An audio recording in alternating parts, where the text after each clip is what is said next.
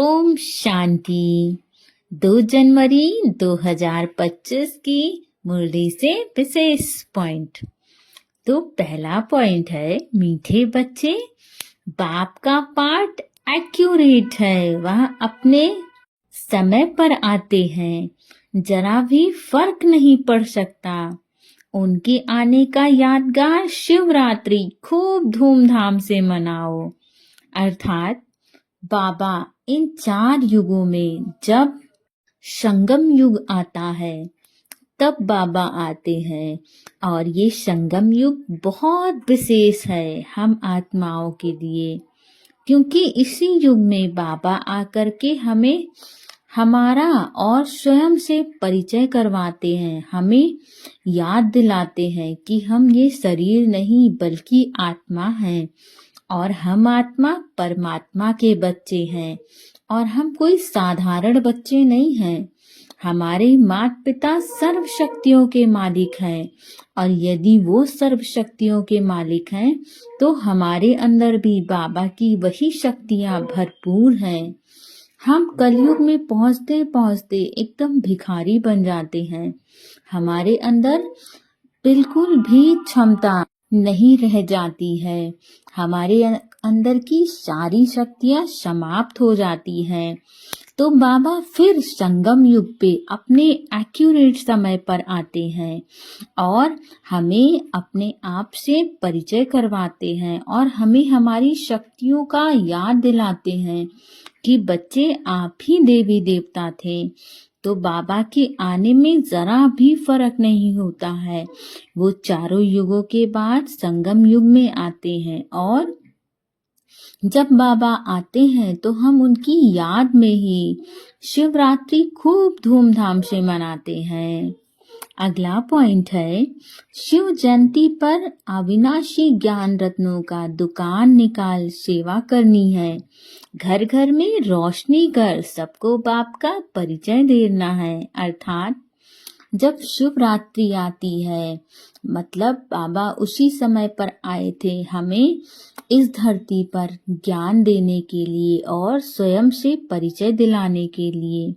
तो हमें उस समय शिवरात्रि पर बाबा के ज्ञान की खूब उगाही करनी चाहिए। हर आत्माओं को बाबा का ज्ञान सुनाना चाहिए, हर आत्माओं को बाबा से परिचय दिलाना चाहिए, ताकि अंत समय में कोई आत्मा इस बात के लिए अफसोस ना कर सके कि मुझे तो पता ही नहीं था बाबा आए थे। इस संसार का मालिक जो एक ऐसा दाता है, यदि हम उसके मन की करते हैं तो वो हर कदम हमारे मन की करता है, हमारी इच्छा अनुसार सब कुछ करवा देता है।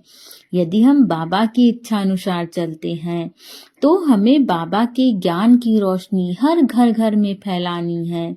हर आत्मा को, चाहे कोई सामान्य आत्मा हो चाहे कोई विशेष आत्मा हो, सभी को बाबा का परिचय देना है।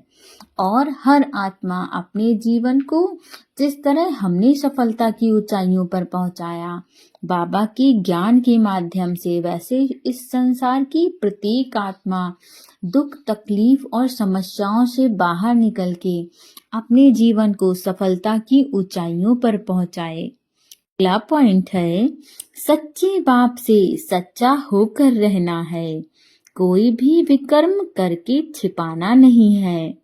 ऐसा योग युक्त बनना है जो कोई भी पाप रह ना जाए, किसी के भी नाम रूप में नहीं फंसना है।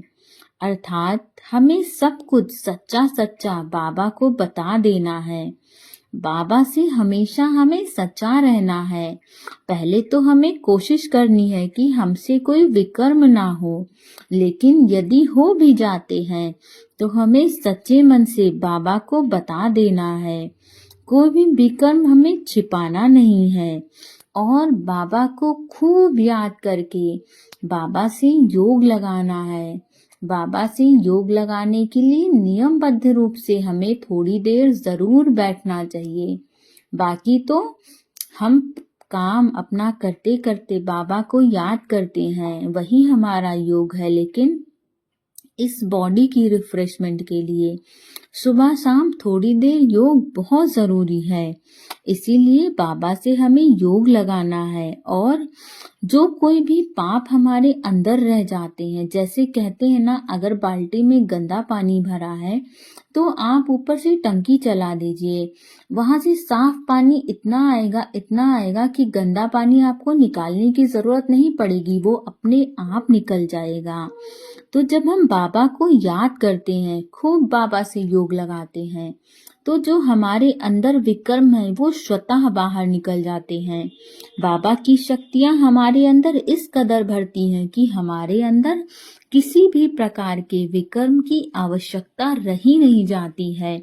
सब कुछ स्वतः बाहर निकल जाता है और हमें किसी के भी नाम रूप में नहीं फंसना है, ना अपने ना किसी अन्य आत्मा के। हमारे लिए तो सबसे प्रमुख बाबा है।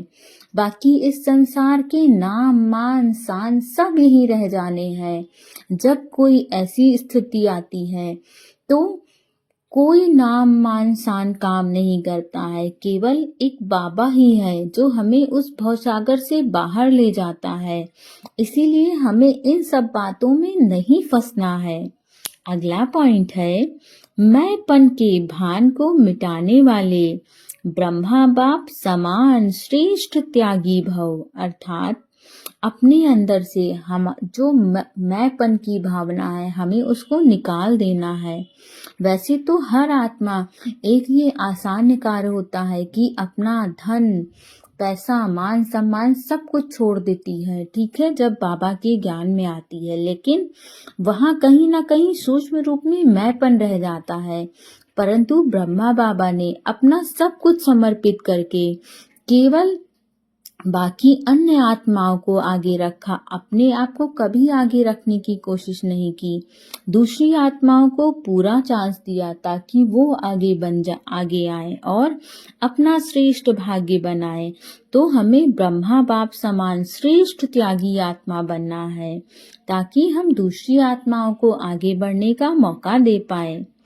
अगला पॉइंट है, फट से किसी का नुक्स निकाल देना यह भी दुख देना है। अर्थात अगर कोई आत्मा कोई भी काम करती है या आपने कुछ भी देखा तो आप फट से उसकी कमियां दिखा देते हो, उसको एहसास दिला देते हो कि ये गलत है, ऐसा नहीं करना चाहिए।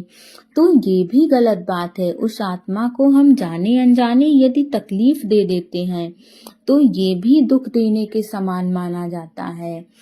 हमें बाबा ने सिखाया है कि बच्चे, जो भी सामने वाली आत्मा है, आपको उसके गुणों को उजागर करना है, ना कि उसकी कमियों को। आपको उसकी अच्छाइयों को इतना उजागर करना है कि उसकी कमियां स्वतः समाप्त हो जाएं। और वैसे भी बाबा कहते हैं, बच्चे, जिस भी बारे में आप बात करते हो वो और ज्यादा फैलती है और ज्यादा बढ़ती है। तो यदि आप कमियों पे बात करेंगे तो वो बढ़ती जाएंगी, और यदि आप अच्छाइयों पे बात करेंगे तो वो बढ़ती जाएगी। अब आपके ऊपर डिपेंड करता है कि आपको क्या चाहिए। ओम शांति।